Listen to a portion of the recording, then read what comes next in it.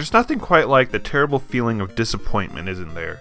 Returning off of 2 solidly made titles, Hudson Soft decides to delve their feet into the growing genre to the Famicom, the licensed title.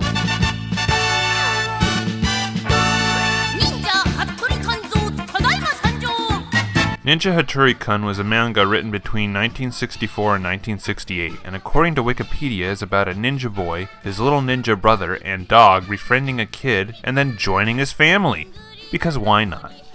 If the art style looks familiar, well, it's by one of the creators of the original comic Chubby Cherub was based off, called Obake no Kyutaru.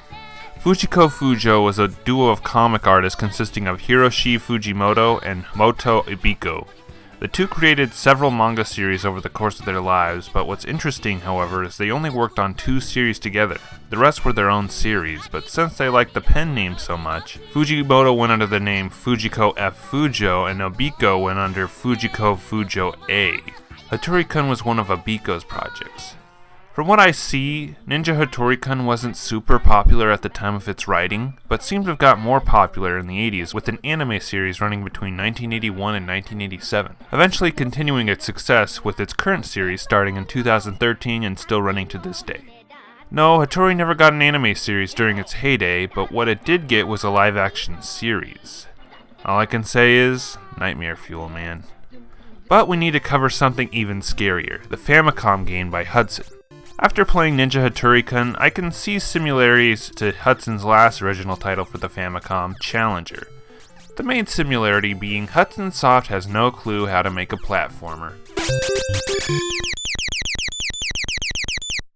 The game starts off pretty bad, with the level mostly being a single stretch of land. Nothing interesting other than these trees you can stand on. Other than that, they really serve no purpose. Or wait. What the hell? The enemies are now tomatoes? Alright, game. Okay.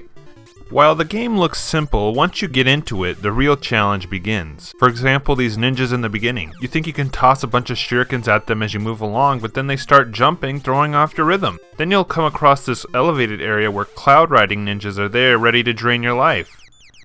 There's only 2 recommendations with dealing with enemies. Jump over them, or stand still and take down the battalion before they have a chance to hurt you. I guess I have to give this game some positives. You can take more than 2 hits. I think you can only take 10 and then it's down a life. But let's counter that with a negative. There's no recovery time in this game. You can lose most of those hits in a matter of seconds. Much like Challenger, this game is hard for all the wrong reasons. Hattori's controls are really lackluster, so it doesn't help everything that's flying all over the place ready to take you down. Out-of-place football players that kill you in one hit, birds that drop bombs for some reason, and of course my favorite, the ghost sperms that stick to you as soon as you come in contact. They kill you in no time, so you're better off just pressing reset.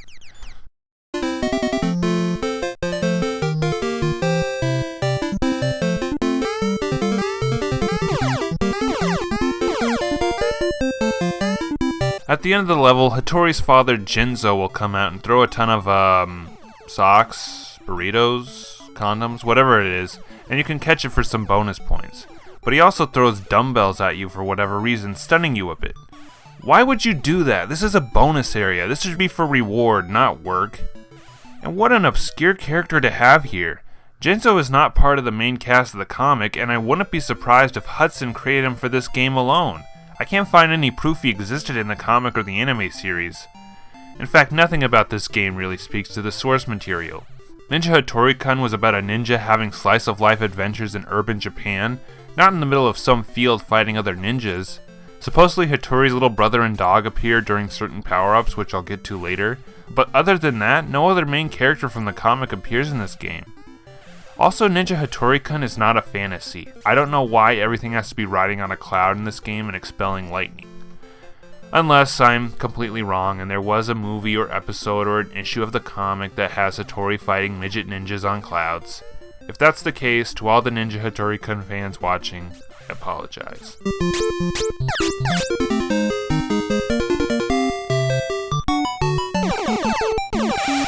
This game is a fine example of what the Japanese call kusoge, translating to shitty game. Just a game thrown together in 2 weeks to be put up on shelves for people to unfortunately buy. Ninja Hattori-Kun is almost worthless. It's too hard even on its slowest difficulty, and controls make the game a chore to play. Not to mention, there's platforming segments. Ooh boy.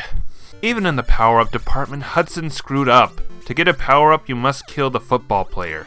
You only have a short period of time to rapidly tap the A button, then you'll get a scroll.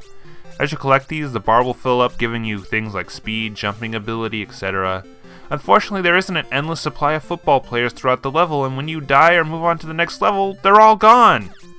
The only one I got to experience was the speed booster, which didn't make things easier in a game where you have to take things slow. You'd think a game of this quality would be completely forgotten about, but yet this game is just a barrel full of surprises. The game sold over 1 million units, and for a Japanese-only game, that's pretty impressive. It was probably based on the license alone. And for whatever reason, Hudson referenced the game in another manga license title they developed based off of Bobobo. Remember that series? And look at that. Stunned. All I have to say, stunned. Ninja Hattori-Kun isn't the worst game I've covered on this series, but it's easily top 5 worst so far. Hell, I can give compliments to Challenger. The difficulty setting was ahead of its time, and the overhead view and adventure aspect made it a little interesting in a pre-Zelda world. But Ninja Hattori-Kun comes off as just a terrible action platformer that really doesn't do much different, which would be fine, but sadly doesn't do much right either.